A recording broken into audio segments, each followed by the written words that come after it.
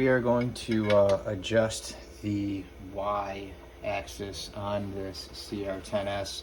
Not sure how well you can tell, but it is not dead center. You can see how there's a little bit of a gap here and there. We want that more centered, and also the belt is a little, it's not super loose, but it's not as tight as it should be. So what you want to do is loosen these two bolts right here with the included Allen key that comes with the printer.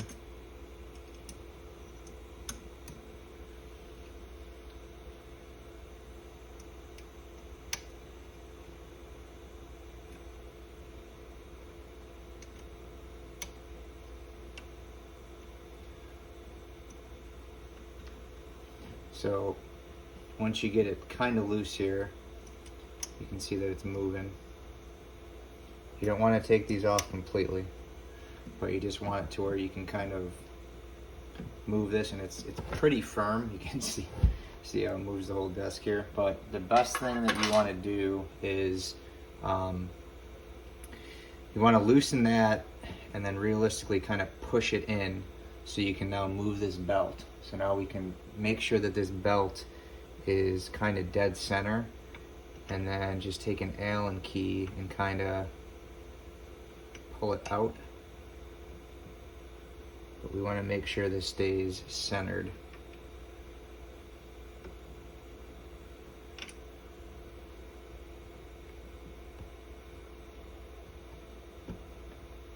And you really just want to kind of use the Allen key and use your hand to kind of pull this out. Now, you don't want to crank down too far because it will pull this brace down. So it's really just a game of inches. There's different ways that you can do it. I really find it best to kind of take the Allen key and kind of get it like this and just pull it out. And these are pretty stiff, so once you start to get it to come out, it should stay out. But you do want to make sure that you are keeping this level at the same time.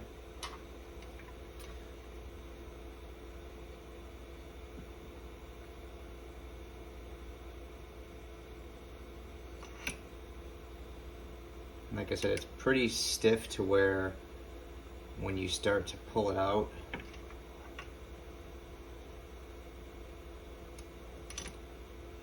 and then you can just kind of push it up as it comes. But you can already see how that's a lot tighter. So like I said, inevitably, when you tighten this, it's going to kind of pull it down, turn it down just a little bit. But you want to tighten this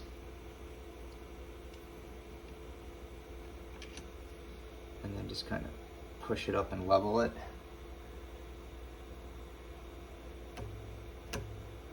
That belt is nice and tight now.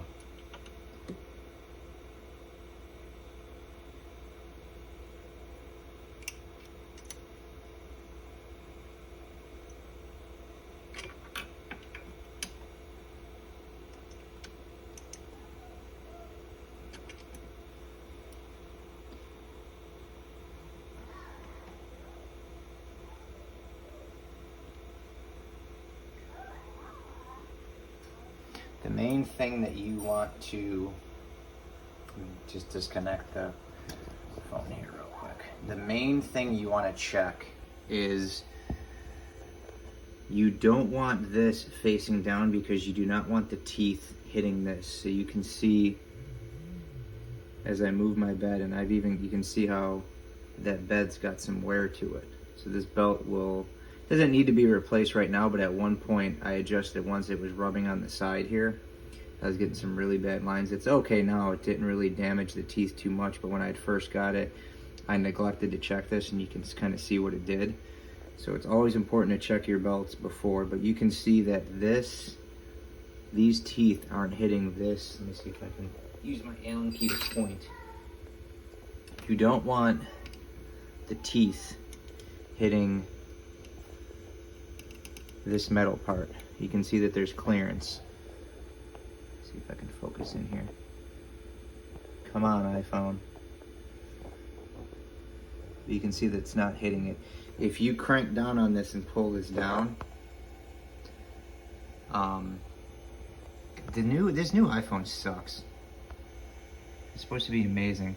If you were to crank this down and then it rubs on this, this will just destroy your belt. So that's really the biggest thing, is just make sure that,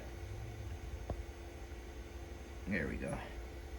See how it's not hitting them at all? That's good. So this is nice and level. So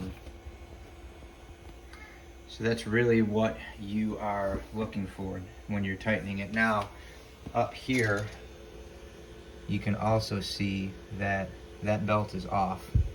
So I'm going to readjust that. You can see that it's way over to the right, which we don't want. So I'm going to readjust this and then fix that. Okay, so I went ahead and adjusted that, the belt on the rear roller there. So I'll show you that in a second. I got a flashlight so you can see it better. But just to reiterate, if you need to adjust your Y-axis on your cr10, your cr10s, I believe it's the same for the cr10s4 and a couple other models, but there's just these two nuts here.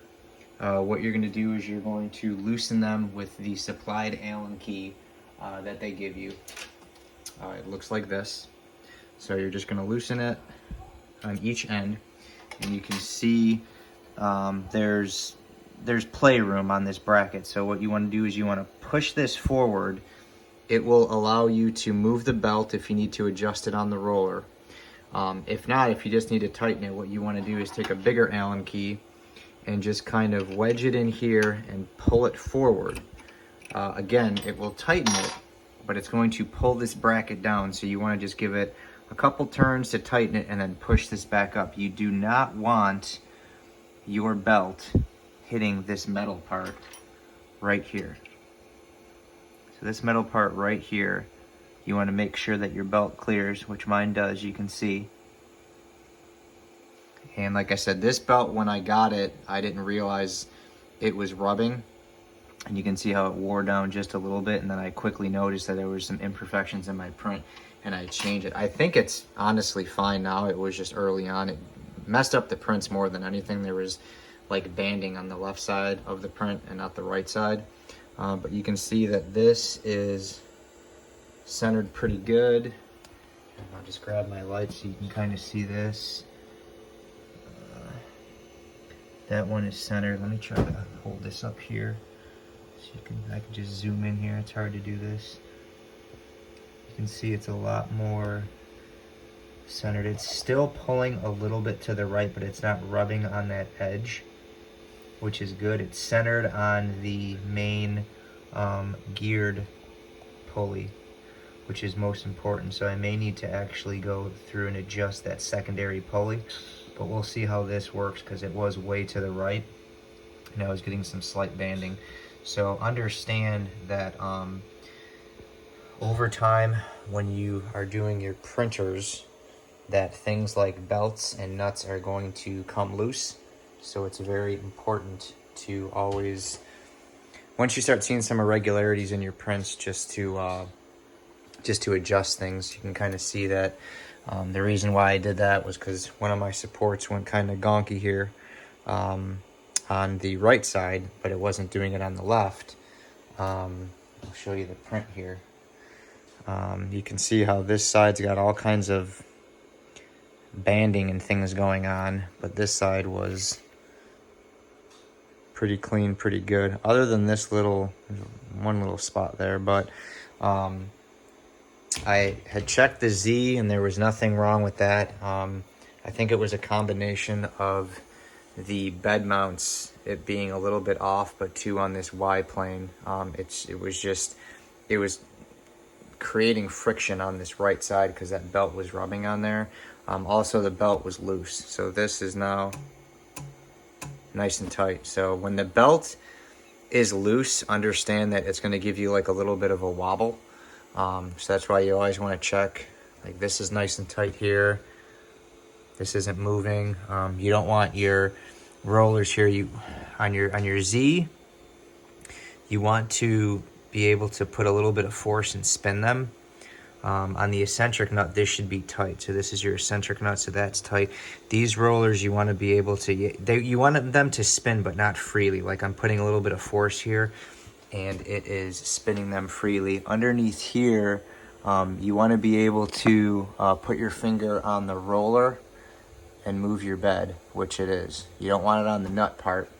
You want it on the roller part. You want to be able to take your finger on the guide and have the belt move, and again it is. So but I've got to do a little bit of cleanup here. You can see I was dealing with this, so I'm gonna recheck my bed here and then retry this print, but I wanted to show you guys that just because I felt my belt and it was a little bit loose, so I figured you guys would benefit from that. So that's just a quick way on how to adjust your Y belt on the cr10 and cr10s. So that's it for now, guys. Thanks for watching.